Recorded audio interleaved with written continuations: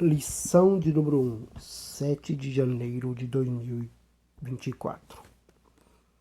A origem da igreja. Textuário. E disse-lhes Pedro: arrependei-vos, e cada um de vós seja batizados em nome de Jesus Cristo para perdão dos pecados, e recebereis o dom do Espírito Santo. Verdade prática.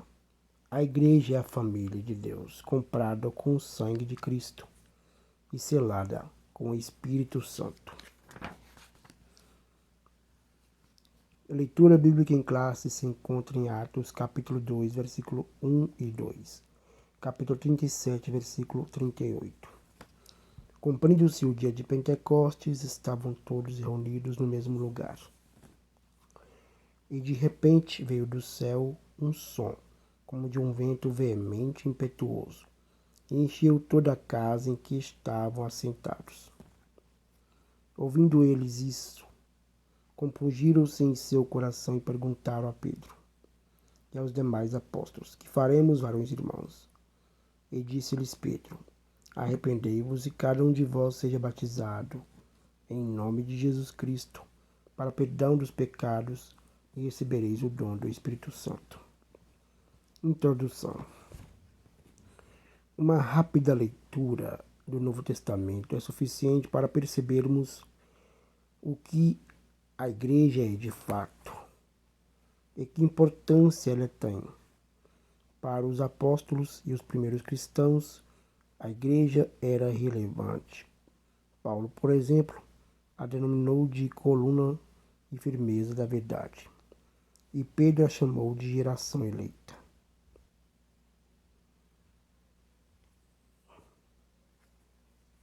Nesta lição mostraremos o que a Bíblia de fato revela sobre a Igreja de Deus. Veremos que eclésia, a Igreja de Deus, longe de ser meramente uma associação de pessoas, é uma instituição divina. O povo de Deus na Bíblia e na história. No Antigo Testamento, o termo hebraico Kahal é usado para se referir a um ajuntamento do povo de Deus debaixo do Antigo Pacto.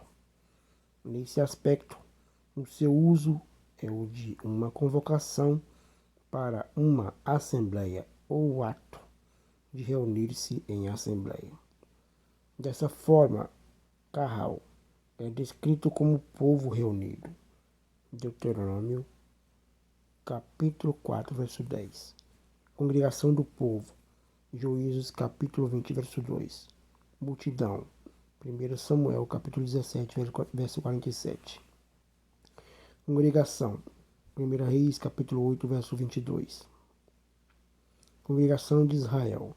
1 Crônicas, capítulo 3, verso 2. E grande ajuntamento. Neemias, capítulo 5, verso 7.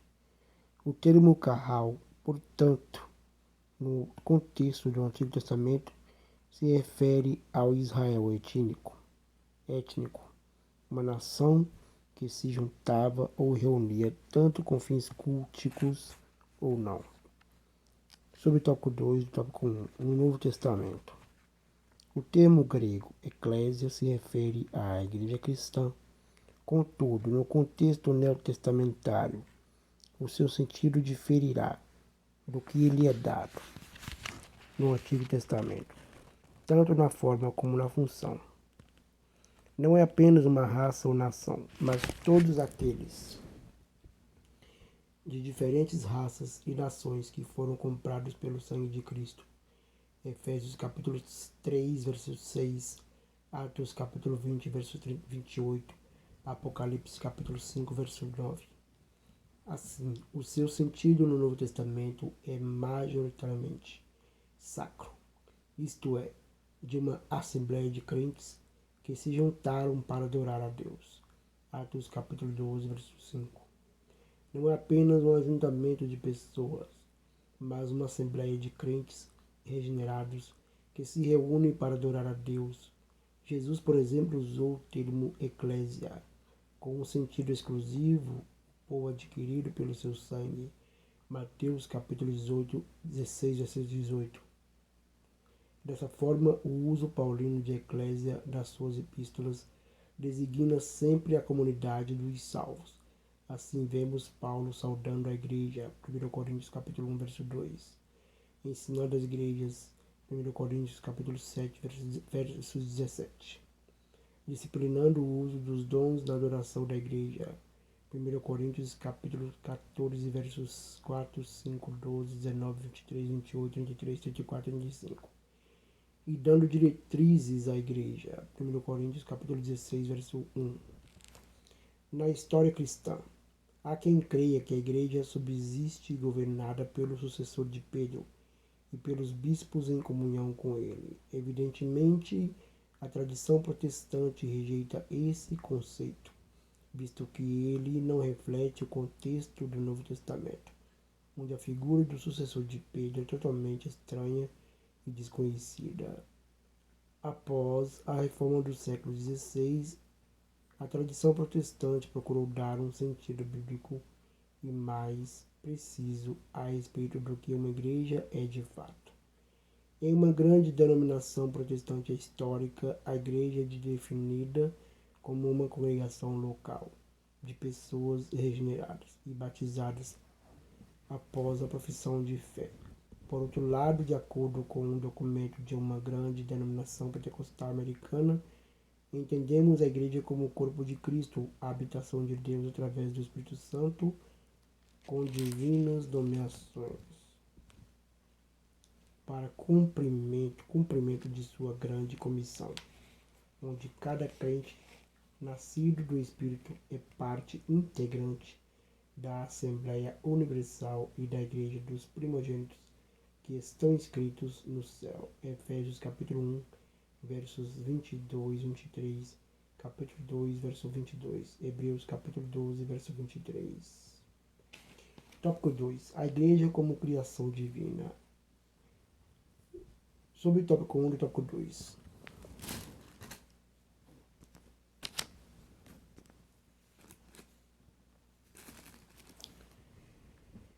A Igreja como ideal de Deus. Desde a eternidade, a Igreja estava no coração de Deus e foi idealizada por Ele. Em sua essência, ela é um projeto divino, como também nos elegeu nele, Cristo, antes da fundação do mundo, para que fôssemos santos e irrepreensíveis diante dele em amor. Efésios capítulo 1, verso 4.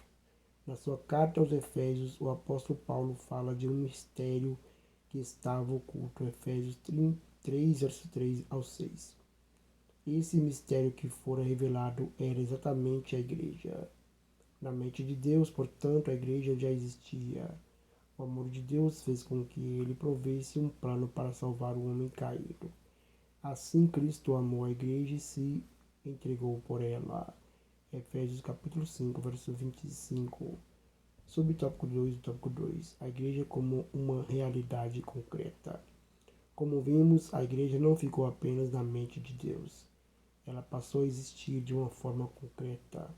O início da igreja acontece na plenitude dos tempos.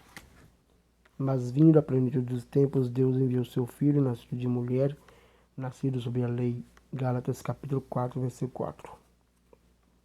Dessa forma, Deus faz congregar em Cristo todas as coisas na dispensação da plenitude dos tempos. Então surge a pergunta: quando a igreja passou a existir de fato? Quando ela se estabeleceu na sua forma concreta? A maioria dos teólogos defende que ela foi no Pentecostes. A igreja, por exemplo, não é citada nos evangelhos de Marcos, Lucas e João. Mateus fala de sua existência, mas como um evento futuro. Mateus 16, verso 18. A igreja no Pentecostes. Depois do Pentecostes, Lucas destaca que todos os dias acrescentava o Senhor à igreja aqueles que se haviam de salvar. Atos capítulo 2, verso 47. Dessa forma, a igreja que existia apenas no coração e na mente de Deus se tornava uma realidade concreta quando o Espírito Santo é derramado no Pentecostes, após a ressurreição de Jesus. Tópico 3. A igreja como a comunidade dos salvos, regenerados pelo sangue de Cristo. No Pentecostes, o apóstolo Pedro disse: arrependei-vos cada um de vós, seja batizados em nome de Jesus.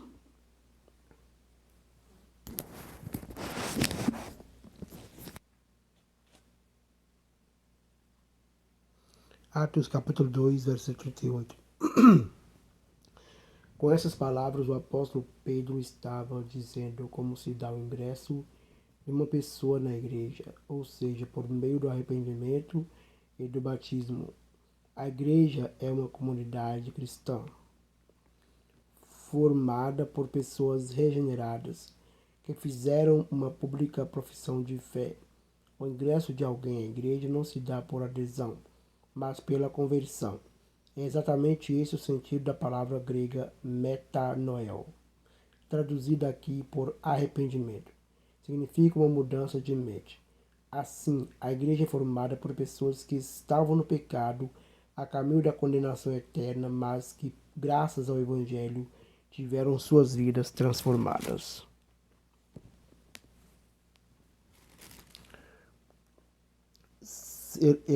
Tópico 2 do tópico 3, subtópico 2 do tópico 3.